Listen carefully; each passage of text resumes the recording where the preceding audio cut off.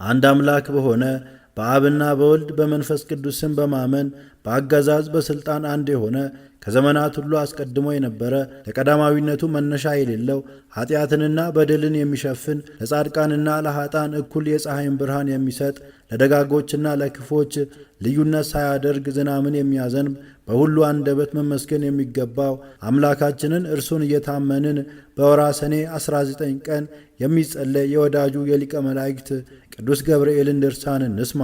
የሊቀ መላእክት ቅዱስ ገብርኤል ጸሎቱና በረከቱ ከሁላችን ሕዝበ ክርስቲያን ጋር ይኑር ለዘላለሙ አሜን። እንደ ቀድሞ ሁሉ ብዙ ተአምራትን የገለጸባት በሊቀ መላእክት ቅዱስ ገብርኤል ስም ኔቅሎን በሚባል አገር የታነጸች አንዲት ቤተ ክርስቲያን ነበረች። ሥራው ተፈጽሞ ሥርዓተ ቤተ ክርስቲያኑ ቅዳሴው በሚቀደስበት ጊዜ ከቀድሞ የበለጠ ታምራት አደረገ። ከቤተ ክርስቲያኑ መዛነቢያ ላይ እንደ ላብ ጠብታ ጠብ ጠብ የሚል ውሃ አለ።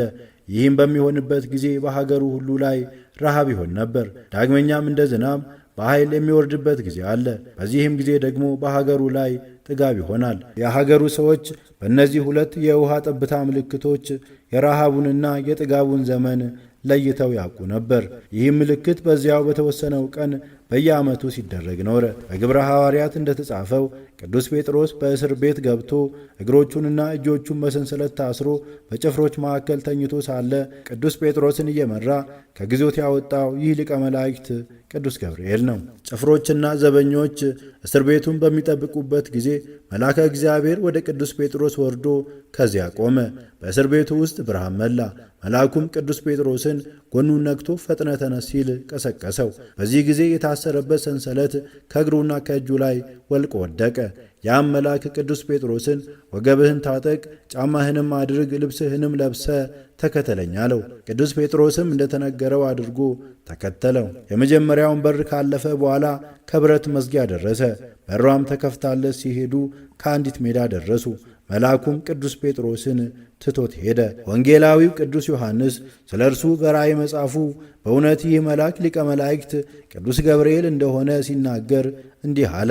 ከዚህ በኋላ የእግዚአብሔር መልአክ ቅዱስ ገብርኤል በምድር ላይ ወንጌልን ለመስበክ እግዚአብሔርን ፍሩት አመስግኑትም እያለ አሕዛብን ሁሉ ለማስተማር እንዲሁም የመጨረሻ ፍርድ የሚሰጥበት ቀን ደርሷልና ፀሐይና ጨረቃን ከዋክብትንም ለፈጠረ ጌታ ስገዱ እያለ ለማስረዳት በሰማይና በምድር መሃል እየበረረ መጣ ብሎ ተናገረ። እነሆ ከሊቀ መላእክት ቅዱስ ገብርኤል ታምራት ከብዙ በጥቂቱ ጻፍን። ነገር ግን በጆሮአችን የሰማነውን በዓይናችን ያየነውን ሁሉ ለመጻፍ ብንሻ አይቻለንም፣ አቅም ያንሰናል። የእርሱ ታምራት ብራና የማይችለው እንደ ሰማይ ኮከብ እንደ ባሕር አሸዋ የበዛ ነውና በወንጌልም ሁሉ ቢጻፍ ኖሮ ዓለም ባልቻለው ነበር ተብሎ እንደተነገረ ሁሉን ለመጻፍ ብንሻ ሁሉን ለመጻፍ ባልቻለም ነበር። ነገር ግን መጽሐፍ ነገራችሁ በልክ ይሁን እንዳለ ዳግመኛም በሌላ መጽሐፍ ብዙ መናገር ዝንጋይን ያስከትላል ተብሎ እንደተነገረ በመጠኑ ጽፈን አቀረብን እንጂ ከእግዚአብሔር ብቻ በስተቀር ከሰው ልጆች ወገን የአሸዋን ቁጥርና የዝናምን ጠብታ ቁጥር ሊደርስበት የሚቻለው ማን ነው? የሊቀ መላእክት ቅዱስ ገብርኤልም የተአምራቱ ብዛት እንደዚሁ ነው። እናንተ የብርሃን ልጆች ወንድሞቻችን ሆይ አሁንም አስቀድመን እንደተናገርን እግዚአብሔር ይቺን የክረምት ወር በሰላም ያስፈጽመን ዘንድ ለበጎ ሥራ ሁሉ በመትጋት የተራቡትን በማብላት የታረዙትን በማልበስ ይህችን ቀን እናክብራት። እግዚአብሔር የምድር ፍሬ ይባርክ፣ የእርሻዋንም ትልም በዝናም በማርካት ለዘርና ለመከር ያደርስ ዘንድ እኛንም ከመብረቅ የብልጭታ ፍራቻ ከነጎድጓድ ድምፅ ድንጋጤና ከነፋሳት ማዕበል መታወክ ያድነን ዘንድ ይህችን ቀን እናስባት። እርሱም በማምለክ ጸንተን ኑሯችንም በሰላም እናሳልፍ ዘንድ ከኀጢአታችንም እስክንመለስ ያቆየን ዘንድ ይህችን ቀን ያለመዘንጋት እናክብራት።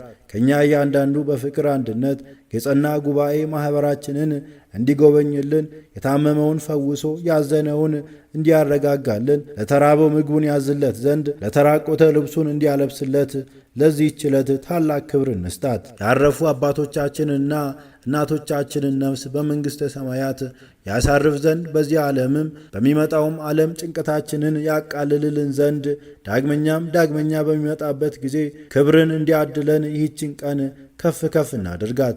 የሊቀ መላእክት ቅዱስ ገብርኤል አማላጅነት ከጠላታችን ዲያብሎስ ተንኰል ይጠብቀን። ቅዱሳን አእላፍ መላእክትን አስከትሎ አምላከ አማልክት ንጉሠ ነገሥት እግዚአብሔር ወልድ ለፍርድ በመጣ ጊዜ ዕድል ፈንታችንን ከቅዱሳን ነቢያትና ሐዋርያት ጻድቃንና ሰማዕታት ሁሉ ጋር ያደርግልን ዘንድ በምታስፈራ ግራይቱ ስፍራ ከመቆም በወዳጁ ሊቀ መላእክት ቅዱስ ገብርኤል አማላጅነት ያድነን ለዘላለሙ አሜን።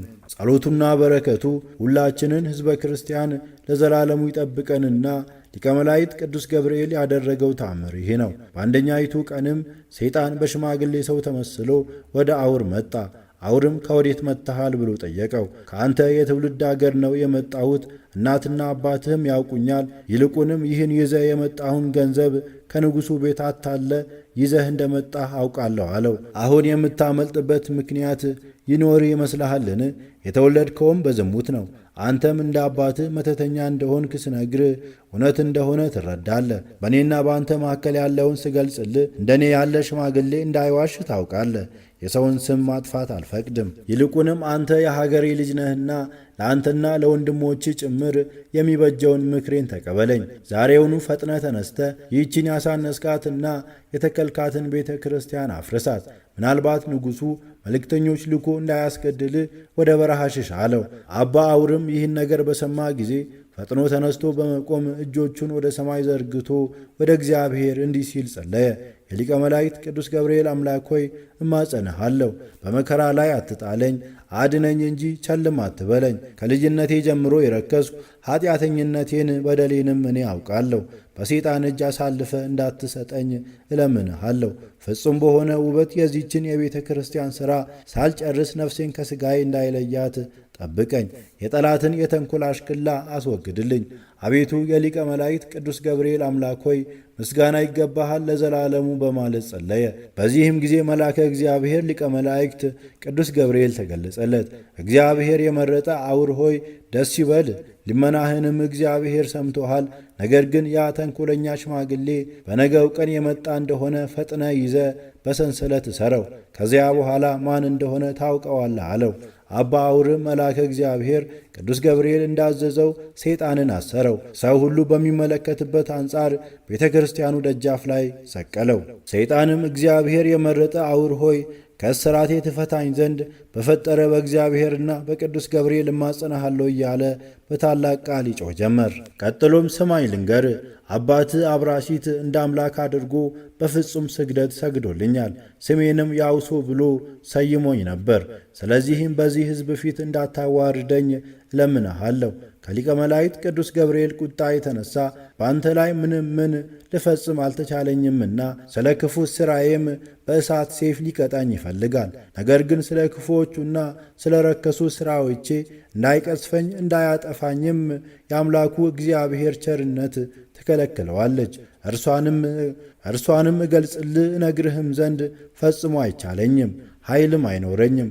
አሁን ግን አንተ ብትተወኝ ዳግመኛ ወደ አንተ ተመልሼ አልመጣም። አሁንም አቤቱ ሊቀ መላእክት ቅዱስ ገብርኤል ሆይ በዚህ ችለት እንዳታሰቃየኝ፣ እነሆ በያዝከው በትረ ወርቅ አማጽኜሃለሁ፣ በእጅህ ለገባው ለእኔ ወዮልኝ እያለ ይጮህ ጀመር። አባ አውርም ይህን ሁሉ ነገር በሰማ ጊዜ ያን ሰይጣን ከእስራቱ ፈቶ ለቀቀው። ያ ሰይጣን ግን ከቤተ ክርስቲያኑ ራቅ ካለ ቦታ ሆኖ አንተ የአብራሲት ልጅ አውር ሆይ እናትና አባትህ በዝሙት እንደወለዱ አውቃለሁ። በተወለድክም ጊዜ በሊቀ መላእክት በቅዱስ ገብርኤል እጅ እግዚአብሔር አዳነህ እንጂ እገድልህ ዘንድ በላይ ላይ ወንበር ጭኜብህ ነበር። አሁንም እንደገና ተመልሼ የመጨረሻ ኃይሌን በአንተ ላይ አሳይ ዘንድ ተስፋ አለኝ በማለት በታላቅ ቃል አሰምቶ ተናገረ። ሰይጣንም ከተናገረ በኋላ በታላቅ ውርደትና ኀፍረት እንደ ጢስ በኖ ጠፋ። አውርም የደረሰበትን ፈተናና የተደረገውንም ተአምር ሁሉ ለሕዝቡ አስረዳቸው። የአብራሲት ልጅ አውርን ያዳነው የዜናዊ ብስራት ሊቀ መላእክት ቅዱስ ገብርኤል ጸሎቱና በረከቱ ሀብተ ረድኤቱም በሁላችን ሕዝበ ክርስቲያን ላይ አድሮ ይኑር ለዘላለሙ አሜን። ጸሎቱና በረከቱ ለዘላለሙ ከሁላችን ሕዝበ ክርስቲያን ጋር ይሁንና ሊቀ መላእክት ቅዱስ ገብርኤል ያደረገው ተአምር ይህ ነው። በቅዱስ ገብርኤል ስም የታነጸች ቤተ ክርስቲያን ሥራዋ ከተፈጸመ በኋላ ደስታን የተመላ ሊቀ መላእክት ቅዱስ ገብርኤል በብሩህ ገጽና በፍጹም ደስታ ተገልጾ የእግዚአብሔር ወዳጅ አውር ሆይ ስለ በጎ ሥራህና ስለ ፍጹም ድካም እጅግ ደስ አለኝ። እነሆ ዛሬም ወደ እግዚአብሔር አመልክቼ በመንግሥተ ሰማያት በሰው እጅ ያልተሠራ ቤት እንደ ተዘጋጀልህ እገልጽልሃለሁ አለው። ወዳጄ አውር ሆይ ወደዚህ ገዳም የሚመጡ ሰዎች ሁሉ ድሃም ቢሆን ባለጸጋም ቢሆን መሻታቸው ተሟልቶላቸው ይመለሳሉ እንጂ ከእነርሱ አንድስ እንኳን አዝኖ አይመለስም። ወዳጄ አውር ሆይ በልዩ ልዩ ደዌ ተይዘው የሚሰቃዩ ሁሉ ወደዚች ገዳም ቢመጡ በእውነተኛ አምላክ ጌታዬ በኢየሱስ ክርስቶስ ኃይል ሳይፈወሱ ተስፋ ቆርጠው አይመለሱም። በዚህች ቤተ ክርስቲያን ውስጥም ብዙ ታምራት ይደረጋሉ። ዝናዋም እስከ ዓለም ዳርቻ ይደርሳል። እኔም እርሷን ከመውደዴ የተነሳ ከእርሷ አልለይም። ከሌሎች ገዳማትና አድባራት ሁሉ ከፍ ከፍ ትላለች። እርሷን ለመማፀን ከልዩ ልዩ አህጉር የሚመጡ ሰዎች እንደ ሰማይ አዕዋፍ ይበዛሉ። ጸሎታቸውንም ወደ እግዚአብሔር አሳርግላቸዋለሁ። አንተም እንደዚሁ ወደዚች የሚመጡትን ሰዎች ሰውነታቸውን ከኀጢአት ያነጹ ዘንድ እዘዛቸው። ቅዱሳን ሐዋርያትም እንዳስተማሯቸው የእግዚአብሔርን ሕጉን በመጠበቅ በቀናች ጎዳና ይጓዙ ዘንድ ምራቸው። እነሆ እኔና የእግዚአብሔር የምክሩ አበጋዝ ወዳጄ ሊቀ መላእክት ሚካኤል በእናንተ ላይ የሚነሱትን የጠላቶቻችሁን ኃይል እናደክምላቸዋለን። እነሆ በወርኃ ሰኔ 26 ቀን ለሚከበረው ቅዳሴ ቤተ ክርስቲያን እንዲገኝ ወደ ፍዩም ኤጲስቆጶስ አባ ይስሐቅ ዘንድ ፈጥነ ላክበት። በዚህች ዕለት እግዚአብሔር አምላኬ በብርሃናውያን ሰራዊተ መላእክት ላይ አለቃ አድርጎ ሾሞኛልና ወዳጄ አውር ሆይ ከኤጲስቆጶሱ አባ ይስሐቅ በኋላ በእርሱ ወንበር ላይ የምትሾም አንተ ነህ። ተደሰት እንጂ አትዘን፣ ወንድሞችህንም አታሳዝን። ወንድሞችህ ከዚህ ወጥተው በታናሽ ቀይሶ በምትባል አገር እስከ ለተሞታቸው ድረስ በዚያ ይኖሩ ዘንድ ይችላሉ። ነገር ግን አንተ ከዚህ ዓለም ተለይተው ባረፉ ጊዜ ሥጋቸውን አምጥተ በዚህ ገዳም ቅበራቸው። እንግዲህ በዚህ ቅዱስ ደብር ለሚጋደል እስክንድሪያዊው አባ ዮሐንስ የሆነውን ያንተን ነገር ሁሉ ከመጀመሪያው እስከ መጨረሻው ንገረው። እነሆ ከእግዚአብሔር የሆነውን ሁሉ ነግሬ ፈጸምኩ። ነገር ግን ከዚህ ዓለም እስከምትለይበት ጊዜ ድረስ ዘወትር ካንተ አልለይም። ለሚገጥም ችግር ሁሉ ፈጥኜ እደርስልሃለሁ ብሎት ሊቀ መላእክት ቅዱስ ገብርኤል ከእርሱ ተሰወረ። አውርም በሊቀ መላእክት ቅዱስ ገብርኤል አማላጅነት እግዚአብሔር ላደረገለት ሥራ ሁሉ ከፍ ያለ ምስጋና አቀረበ። በማግስቱም ጠዋት ሊቀ መላእክት ቅዱስ ገብርኤል እንደነገረው ወደ ፍዩም ኤጲስቆጶስ አባ ይስሐቅ ዘንድ መልእክተኛ ላከ። ኤጲስቆጶሱም ለቤተ ክርስቲያኑ ቀሳውስትና ዲያቆናት ጋር ብዙ የክርስቲያን ወገኖችን አስከትሎ መጣ። ከዚህ በኋላ ኤጲስቆጶሱ አባ ይስሐቅ በወርኃ ሰኔ 26 ቀን በዕለተ እሁድ እንደ ልማዱ ሥርዓተ ጸሎትን አድርሶ በአብና በወልድ በመንፈስ ቅዱስም ስም ባረካት፣ አከበራት። ስሟንም በሊቀ መላእክት ቅዱስ ገብርኤል ስም ሰየማት። ኤጲስቆጶሱም አውርን በማዕረገ ቅስና ሾመው። በዚህ በሊቀ መላእክት ቅዱስ ገብርኤል ቤተ ክርስቲያን ስለተደረጉት ልዩ ልዩ ተአምራትና ስለተፈጸሙት ድንቅ ድንቅ ሥራዎች እግዚአብሔርን እያመሰገኑ በታላቅ ደስታ እስከ 7 ቀን ድረስ ቆዩ።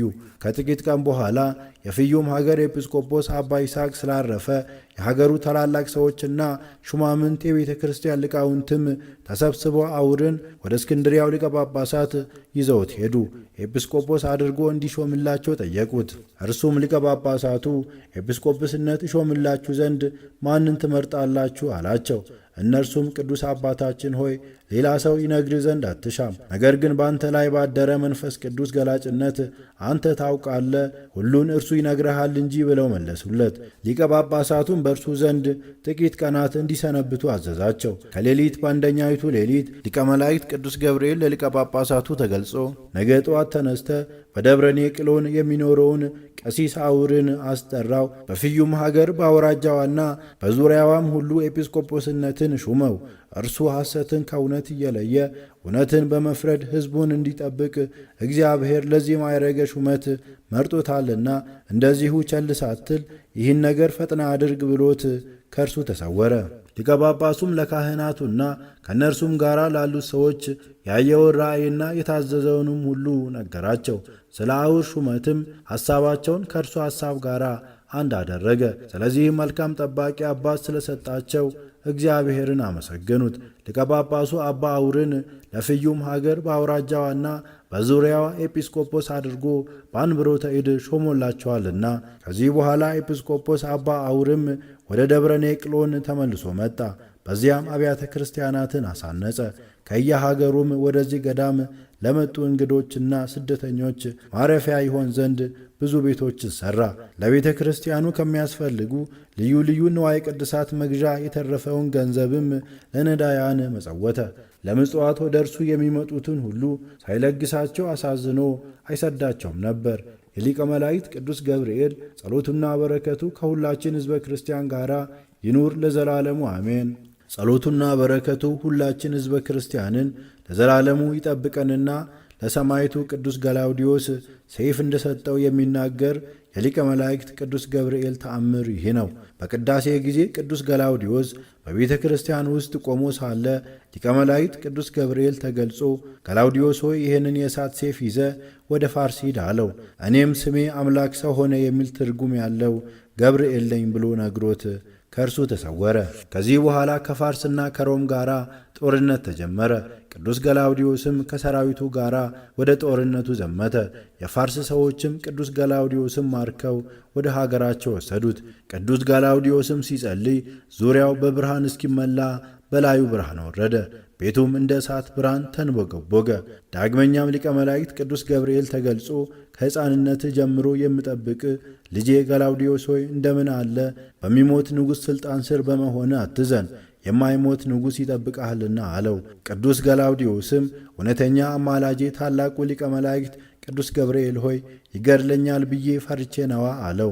ሊቀ መላእክት ቅዱስ ገብርኤልም አይዞ ክፉ ነገር አያገኝህም ብሎ መለሰለት።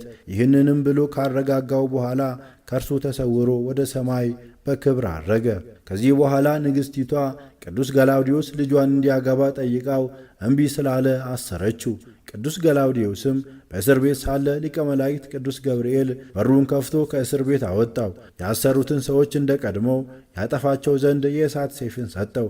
ቅዱስ ገላውዲዮስም ከቅዱስ ቴዎድሮስ ጋር ሆኖ 2,000 ሰራዊትንና 1,000 መኳንንትን ገደለ። እንደዚሁ አማላጅነቱ ሁላችንን ሕዝበ ክርስቲያንን ይጠብቀን፣ ብርታትና ጤንነትንም ይስጠን ለዘላለሙ አሜን። ንስራ አርያም ክንፍህን የምታፋጥን ወዳጆችህን ለመርዳት የሰማዕታትን ክብር ለተቀዳጀ ቅዱስ ገላውዲዮስ ሰማዕት አስቀድሞ የሰጠኸው ሴፈ እሳት በነቢዩ ቃል እንደተጻፈ ከጥንት እልፍ ጠላቶችን ላጠፋበት ለምናሃለው እንድትሰጠኝ ሴፈ ረድኤት የሊቀ መላእክት ቅዱስ ገብርኤል ረድኤት በረከቱ ከሁላችን ጋር ይኑር። ምስጋና ይሁን አንድ አምላክ ለሆነ ለአብ ለወልድ ለመንፈስ ቅዱስ ዛሬም ዘወትርም ለዘላለሙ አሜን።